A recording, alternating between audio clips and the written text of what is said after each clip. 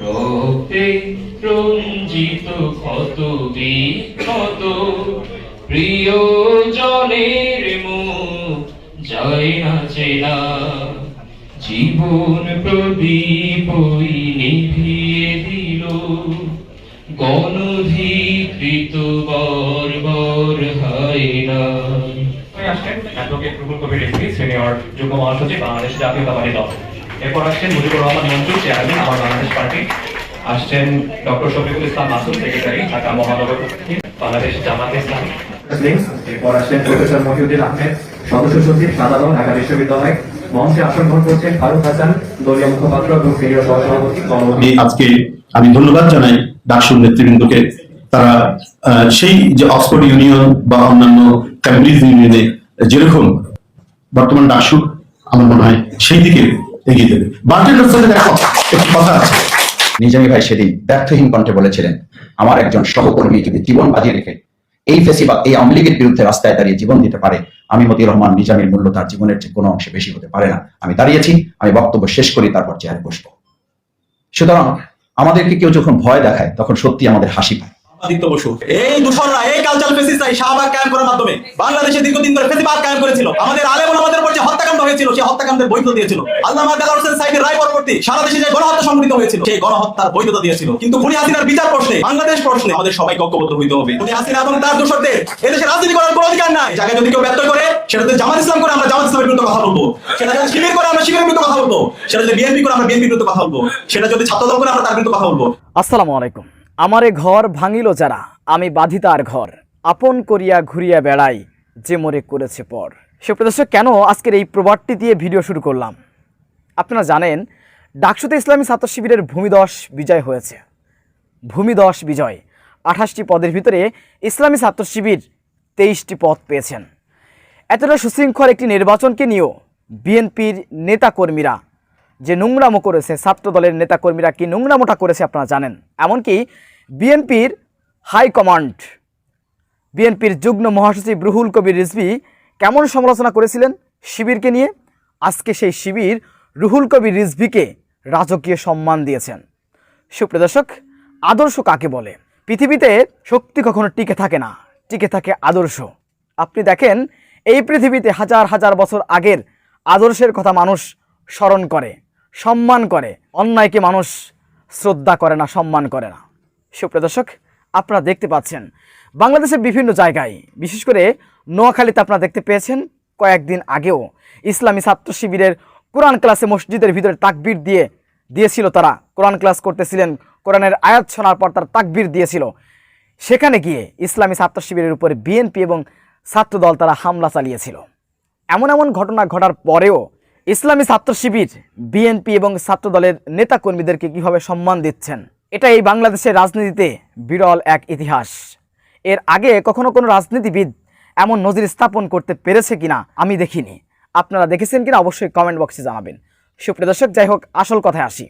গতকাল ডাকসুতে যে অনুষ্ঠানের আয়োজন করেছে ডাকসু, অর্থাৎ ডাকসুর নেতৃবৃন্দ, সেখানে রুহুল কবির রিজভীকে প্রধান অতিথি রেখেছিলেন। এছাড়াও অন্য অন্য দলদের দাওয়াত দিয়েছিলেন, সবাই এসেছিলেন।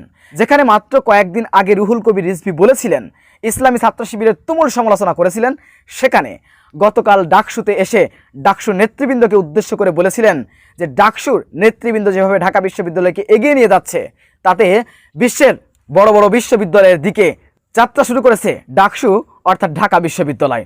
সুপ্রিয় দর্শক, এভাবে প্রশংসা করেছেন এই রুহুল কবির রিজভী। রুহুল কবির রিজভীর বক্তব্যটি আমরা আগে শুনে আসবো। আমরা মনে করছি শেখ হাসিনা নাই, এক দফা বলে না কেন গভর্নমেন্ট এদেরকে ডাকছে, এই ইয়ে করছে, আমরা শুনছি যে বৈষম্য বিরোধীদের গিয়ে তুলে নিবে। আমরা সেটা ভিতর থেকে মনে করছি যে এখন একটা এক দফা ডাক দিলে পরে এটা সাকসেসফুল নেই। হঠাৎ দেখি এটা 30 বা 1 তারিখের দিকে দেখলাম যে এক দফার ডাক চলে এসছে। আমরা খুবই আশান্বিত হলাম, এইবার আর শেখ হাসিনা টিকতে পারবে না। আর ভেতরে পুলিশরা দেখলাম যে আমাদের একটু চা খাওয়াচ্ছে, সকালে উঠে জিজ্ঞেস করে যে আপনাদের নাস্তা লাগবে কিনা। তখন আমরা মনে করেছি শেখ হাসিনা আর নাই, এইরকম গিয়েছে। তো আমরা এই ক্যাম্পাস, আমি ধন্যবাদ জানাই ডাকসুর নেতৃবৃন্দকে। তারা সেই যে অক্সফোর্ড ইউনিয়ন বা অন্যান্য ক্যামব্রিজ ইউনিয়নে যেরকম তাদের যে নির্বাচিত যে সংসদ ছাত্রদেরকে, তারাও বিভিন্ন পন্থী হতে পারে, বিভিন্ন ইয়ে থাকতে পারে, কিন্তু ওটাকে সত্যিকার অর্থে সত্যিকার অর্থেই মানে সামগ্রিক রাষ্ট্র এবং আন্তর্জাতিক রাজনীতিকে ওরা চুলচেরা বিশ্লেষণ করে সেখানে এই ধরনের নানা ধরনের প্রোগ্রাম কর্মসূচি করে। বর্তমান ডাকসু আমার মনে হয় সেই দিকে এগিয়ে দেবে। বার্টন রাসেলের একটি কথা আছে। বার্টন রাসেলের কথা হচ্ছে যে এডুকেশন এটা শুধুমাত্র মানে শিক্ষা ভিত্তিক বিকাশ নয়, এটা হচ্ছে এখানে তৈরি হবে মানব চরিত্রের পরিপূর্ণ বিকাশ।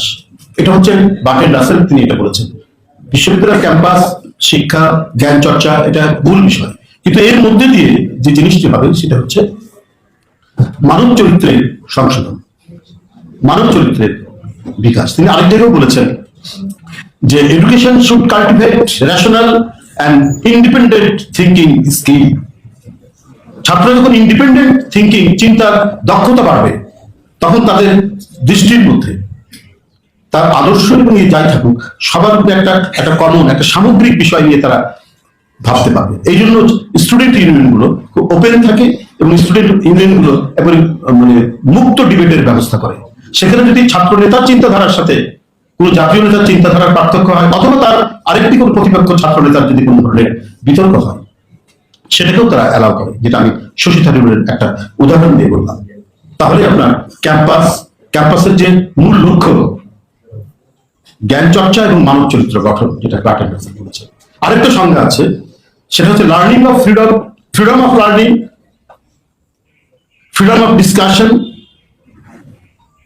এবং এর সাথে হচ্ছে নিশ্চিত করবে সেটা হচ্ছে কমিউনিকেট দি ট্রুথ।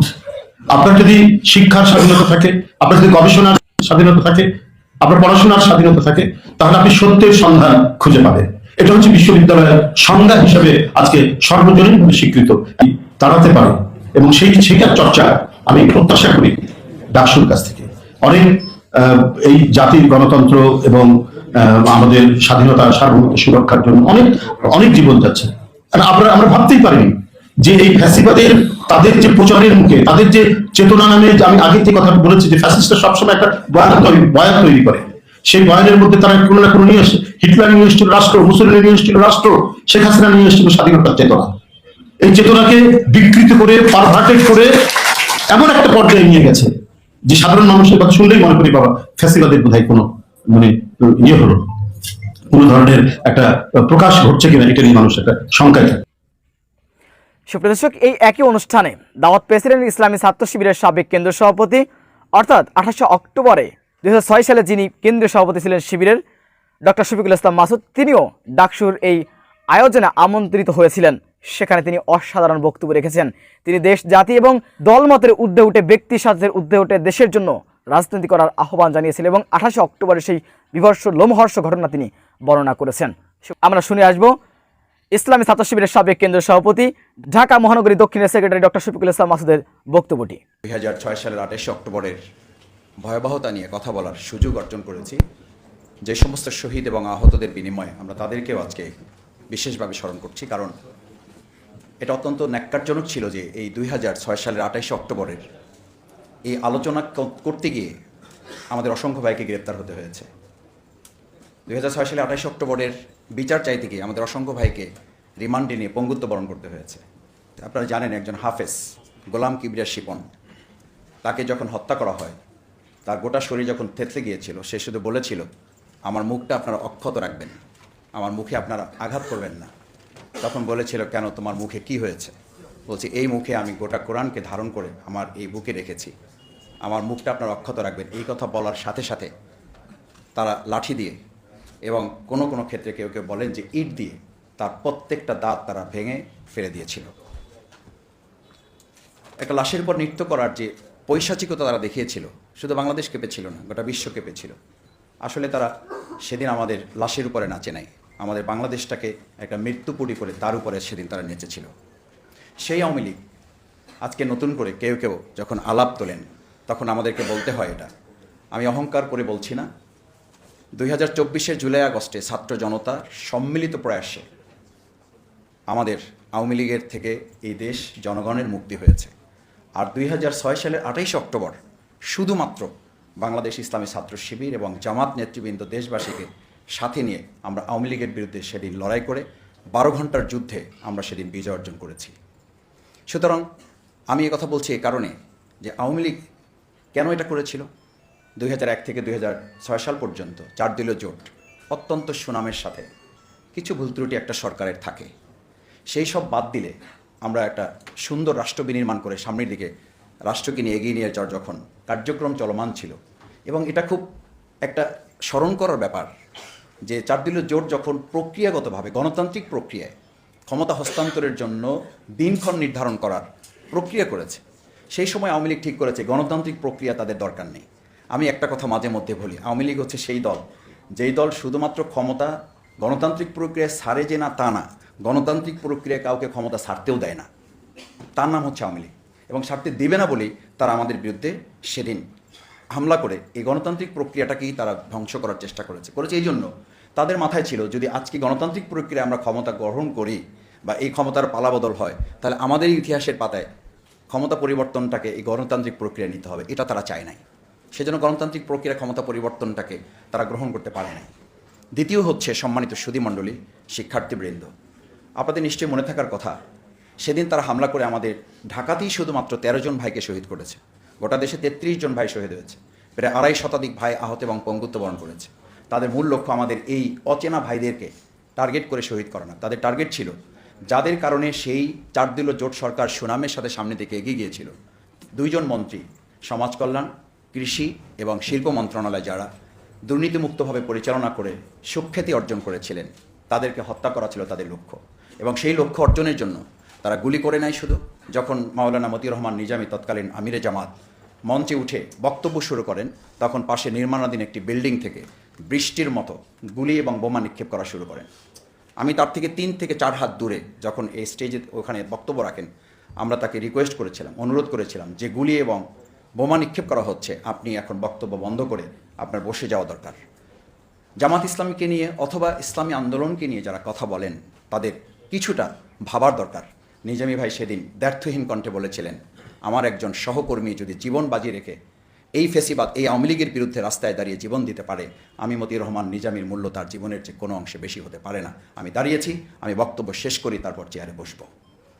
সুতরাং আমাদেরকে কেউ যখন ভয় দেখায়, তখন সত্যি আমাদের হাসি পায় যে আমাদের একজন কর্মীও ভয় পায় না, আমাদের নেতাও ভয় পায় না। তিনি অত্যন্ত শান্তিপূর্ণভাবে তার সব কথা শেষ করে তিনি প্রোগ্রামে বসেছিলেন এবং সভাপতির সমাপনী বক্তব্যের মাধ্যমেই আমাদের ওই বৃষ্টির মতো গুলি এবং বোমার মধ্যেও আমরা প্রোগ্রাম শেষ করে তারপর আমরা গিয়েছি। তৃতীয় টার্গেট ছিল, এটা আপনাদের স্মরণ করাচ্ছি, নিশ্চয়ই আপনাদের মনে থাকবে, তারপরে বলছি, যখন তারা এই প্রক্রিয়ায় আমাদের নেতৃবৃন্দকে হত্যা করতে ব্যর্থ হয়েছে, তখনই তারা পরিকল্পনা করেছিল ক্ষমতায় আসার পর বিকল্প পদ্ধতিতে ট্রাইব্যুনাল নাম করে মূলত তাদেরকে ফাঁসি দিয়ে হত্যা করার পরিকল্পনা তারা বাস্তবায়ন করেছে। কেন করেছে? এই জন্য যে বাংলাদেশ যেন একটা মানবিক রাষ্ট্র না হতে পারে। তারা 2006 সালে 28 অক্টোবর ডিসিশনে নিয়েছিল আধিপত্যবাদ পার্শ্ববর্তী একটা রাষ্ট্রের মাধ্যমে এই দেশটাকে একটা পাশবিক রাষ্ট্রে পরিণত করার। আর আমরা চেষ্টা করেছি সেদিন লড়াই করে এই রাষ্ট্রটাকে একটা মানবিক রাষ্ট্র বিনির্মাণ করার। সেই রাষ্ট্র বিনির্মাণে আমাদের যে সমস্ত ভাইয়েরা 2006 সালের 28 অক্টোবর জীবন দিয়েছে, আমি আজকে এখানে দাবি করতে চাই 2024 সালের জুলাই আগস্টের মতো এই শহীদ ভাইদেরকেও ইতিহাসের পাতায় তাদেরকে ধারণ করার জন্য সরকারের পক্ষ থেকে স্বীকৃতি প্রয়োজন। কারণ আজকে 2024 সালের আগস্টে 5ই আগস্ট যেটা হয়েছে, সেটার গোড়াপত্তনটা শুরু হয়েছে 2006 সালের 28 অক্টোবর। সুতরাং আমি প্রথমত এটা বলছি, দ্বিতীয়ত বলছি, যে মামলায় আজকে শেখ হাসিনার আগামী 13ই নভেম্বর আমরা শুনছি যে তার প্রথম রায় ঘোষণা হবে। আমরা তো মনে করি শেখ হাসিনার মতো এরকম একজন সাইকোপ্যাথ, সে তো একজন মানসিক রোগী বললেও ভুল হবে। মানুষ হত্যা করা, মানুষ গুম করা, খুন করা।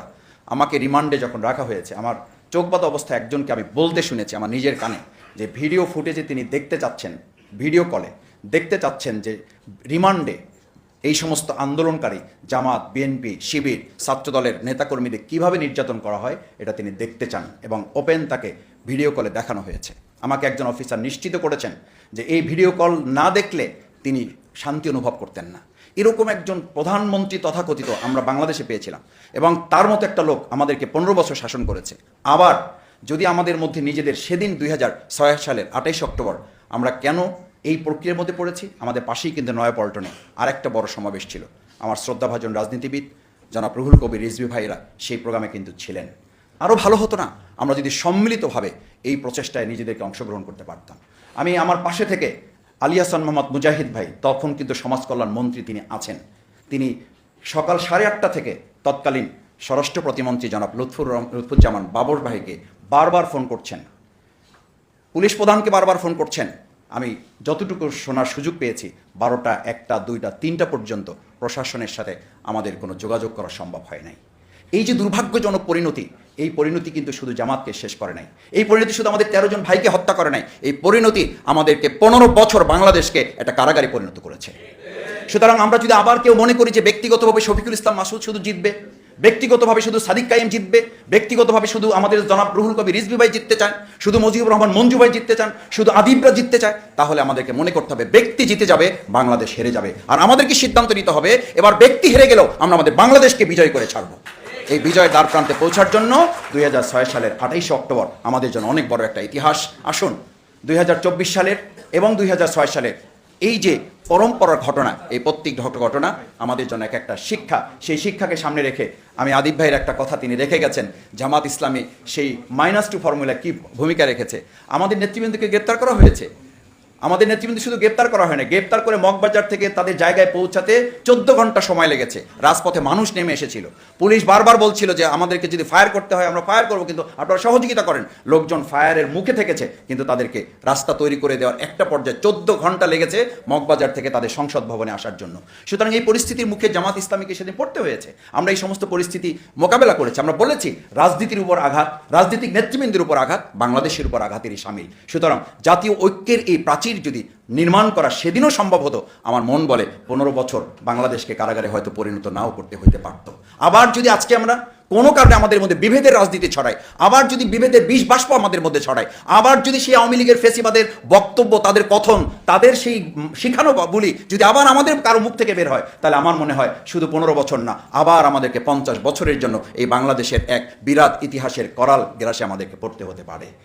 সেই জায়গায় আসুন আমরা সবাই মিলে সচেতনতার সাথে, রাজনৈতিক জায়গায় আমাদের ভিন্নতা থাকুক, আমরা যেন দেশকে ধারণ করতে পারি, আমরা যেন দেশের স্বাধীনতা সার্বভৌমত্বকে ধারণ করতে পারি, আমরা যেন আমাদের প্রিয় দেশের জনগণের সম্মান মর্যাদাকে ধারণ করতে পারি। আমি শুধু ডাকসুকে একটা অনুরোধ করে আমার কথা শেষ করতে চাই।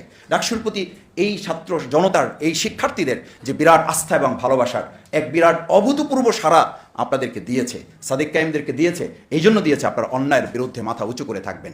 2006 সালে 28 অক্টোবর এই ঢাকা বিশ্ববিদ্যালয় থেকেও শিক্ষার্থীরা সেদিন পল্টনে গিয়ে কিন্তু মাথা উঁচু করে দাঁড়িয়েছিল।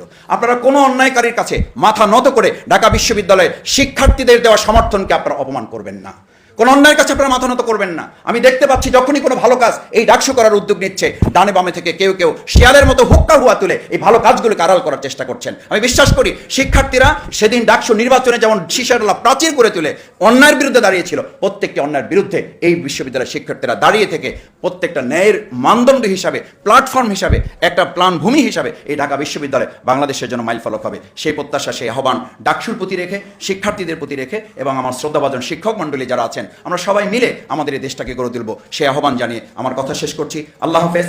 বাংলাদেশ জিন্দাবাদ, বাংলাদেশ জামাত ইসলামী জিন্দাবাদ। আজকের ডাকসু আয়োজন করেছে, ডাকসুকে আবারও কৃতজ্ঞতা, অভিনন্দন জানিয়ে আমার কথা শেষ। সুপ্রিয় দর্শক, সর্বশেষ আবু সাদিক কায়েম তিনি এই অনুষ্ঠানের সভাপতি হিসেবে তিনি কি বক্তব্য রেখেছিলেন, আমরা সেই আবু সাদিক কায়েমের বক্তব্যটি শুনে আসবো। দিনে আমরা শ্রদ্ধা স্মরণ করছি আদেশ অক্টোবরের সকল শহীদদের, শহীদ মাসুম, শহীদ মুজাহিদ থেকে শুরু করে সকল শহীদদের আল্লাহ সাল্লাল্লাহু সকল শহীদদের জানাজার সাথে মেহমান সহ কবুল করুন, আল্লাহুম্মা আমিন। 28 অক্টোবর এক রক্তাক্ত ইতিহাস। 28 অক্টোবরের মাধ্যমে বাংলাদেশে ফ্যাসিবাদের বীজ বপন হয়। 28 অক্টোবর থেকে আমাদের শিক্ষা নিতে হবে। 28 অক্টোবর আমাদের শেখায় আমাদের দেশের শত্রু এবং মিত্র আমাদেরকে চিনতে হবে। রাজনীতিতে যদি আমরা শত্রু এবং মিত্র চিনতে ভুল করি, তাহলে আমাদেরকে আবার দীর্ঘ ফ্যাসিবাদ, আবার দুঃশাসনের মধ্যে দিয়ে আমাদেরকে যেতে হতে পারে। যে 28 অক্টোবরের মাধ্যমে খুনি হাসিনা বাংলাদেশ 16 বছর ফ্যাসিবাদ কায়েম করেছিল, খুন আয়নাঘর তৈরি করেছিল, জাতীয় নেতৃবৃন্দকে বিচারিক হত্যাকাণ্ডের মাধ্যমে নেতৃত্ব শূন্য করার চেষ্টা করেছিল এবং বাংলাদেশের আবর্ষী নেত্রী বেগম খালেদা জিয়াকে দীর্ঘদিন ধরে জেলে বন্দী রেখেছিল। সেই 28 অক্টোবর থেকে আমাদের শিক্ষা দিতে হবে। আমরা যদি শত্রু এবং মিত্র এখন পর্যন্ত আইডেন্টিফাই করতে না পারি, তাহলে সামনে আবার আমাদের জন্য দুঃশাসন আসতে পারে। এখন এই শত্রু এবং মিত্র কারা? 28 অক্টোবর যদি আমরা দেখি, সে 28 অক্টোবরে খুনি হাসিনা এবং তার দোসর 14 জনের জোট সেদিন দিনে দুপুরে আমাদের ভাইদেরকে মেরে রক্তাক্ত করে নৃত্য করেছিল লাশের উপরে। সেদিন তো করেছিল কারা? বাপ্পাদিত্য বসু। এই দূষণরা, এই কালচার ফেসিস্টরাই শাহবাগ কায়েম করার মাধ্যমে বাংলাদেশে দীর্ঘদিন ধরে ফেসিবাদ কায়েম করেছিল। আমাদের আলেম ওলামাদের উপর যে হত্যাকাণ্ড হয়েছিল, সেই হত্যাকাণ্ডের বৈধতা দিয়েছিল। আল্লামা দেলোয়ার হোসেন সাইদের রায় পরবর্তী সারা দেশে যে গণহত্যা সংঘটিত হয়েছিল, সেই গণহত্যার বৈধতা দিয়েছিল। এবং বাংলাদেশে যে ফেসিবাদ কায়েম হয়েছিল, খুনি হাসিনাকে ফেসিস্ট হতে যারা সহায়তা করেছিল, তারা হচ্ছে এই কালচার ফেসিস্টরা।